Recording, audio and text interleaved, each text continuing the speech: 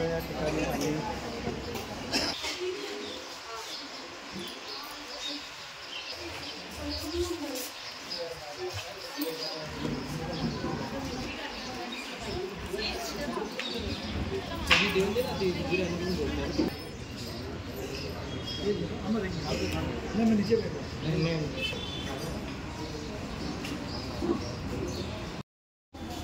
हिंदू मुलींवरती बलात्कार होतो 100% त्यामध्ये जिहादी मुलं असतात, असे व्यक्ती असतात असं देखील त्यांनी पहिला तर मॅडमनी पण त्यांना मोठा नेता सांगितलं. मग एवढा मोठा नेता आणि एवढी छोटी सोच कशी काय? मोठा नेत्याची सोच पण मोठी राहिली पाहिजे. आणि क्राइम प्रूफ नहीं होने से पहले आप किसी को भी टारगेट नहीं कर सकते. उनको इतनी समझ होनी चाहिए. आणि अजून क्राईमच्या कुठल्याही रिलिजनशी मला संबंध वाटत नाही. Criminal is a criminal. He is not Hindu, he is not Muslim. ठीक आहे. ओके.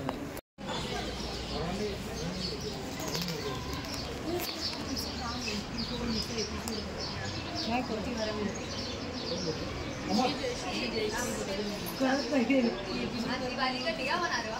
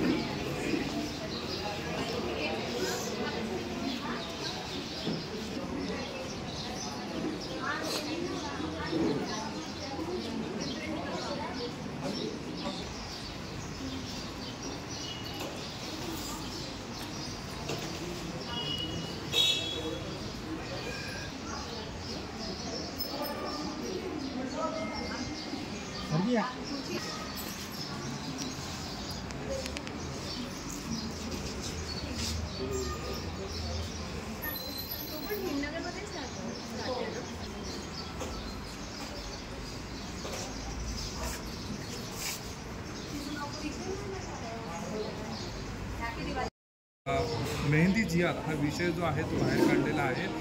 20 तारखेला करवा चौथ आहे. त्यामध्ये हिंदू महिलांनी मुस्लिम लोकांकडून मेहंदी खरेदी करू नये किंवा मेहंदी काढू नये असा एक प्रकारचा फतवा काढलेला आहे. कसं बघता या संपूर्ण विषयाकडे? गेले 2 दिवसापासून आपल्याला एक व्हिडिओ बघायला भेटते न्यूजमध्ये, सोशल मीडियावर, ते काही धर्माचे रक्षक परत बाहेर आलेले आणि मेहंदी जिहाद नाही चलेगा असे नारे लावतात.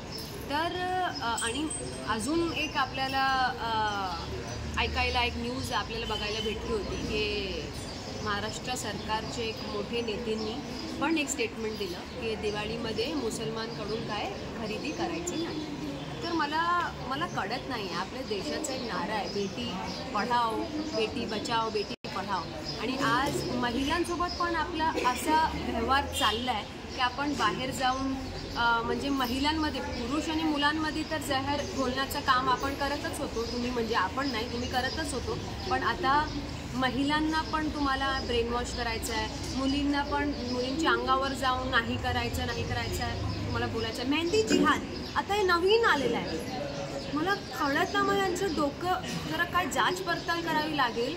मग यांच्याकडे घरात काय भांडण करायला यांना काहीच नाही का? म्हणजे बाहेर जाऊन तुम्हाला भांडण नियोजित करायचं आहे. हे एक नवीन फोर्स चालली आहे आपल्या देशात. लोकांना डिवाइड करण्याचा यांनी एक संकल्प घेतलेला आहे देश तोडण्याचा. देश तोडण्याचा एक संकल्प घेतलेला आहे आणि मी मुलगी म्हणून, महाराष्ट्राची मुलगी म्हणून एक संकल्प आज घेत आहे देश जोडण्याचा. म्हणून दिवाळी येणाऱ्या तर करवा चौथ झालेला आहे आणि दिवाळी येणार आहे तर आम्ही आज इथे मेहंदी आयोजित केलं आहे.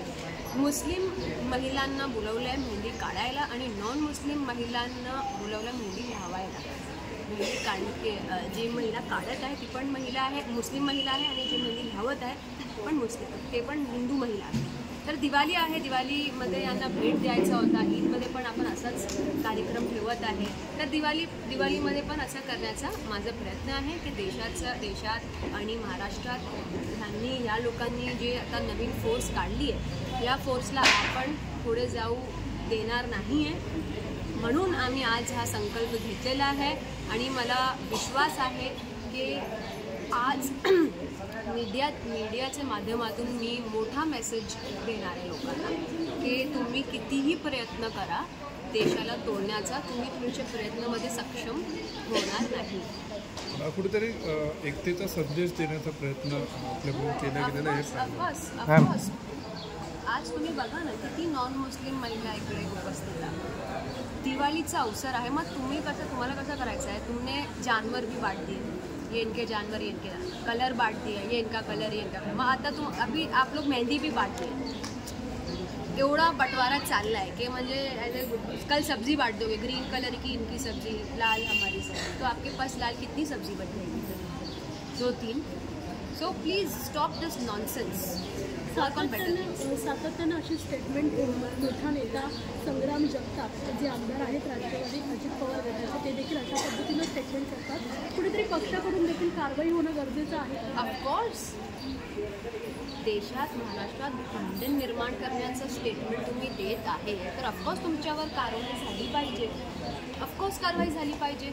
का म्हणजे आपल्याला महाराष्ट्रामध्ये आग लावायची आहे तर महाराष्ट्राची ही सभ्यता नाही आहे. महाराष्ट्र शिवशाहू फुले आंबेडकर, मौलाना अबुल कलाम आझादची विचारधारावर चालणारा महाराष्ट्र मी नेहमी सांगत आहे. माझी प्रत्येक बाईटमध्ये मी सांगते, प्रत्येक स्पीचमध्ये मी सांगते महाराष्ट्र आपला शिवशाहू फुले आंबेडकर, मौलाना अबुल कलाम आझादचा महाराष्ट्र आहे. त्यांची विचारधारावर चालणारा महाराष्ट्र आहे. आज देखील एक संग्राम जगताप यांचा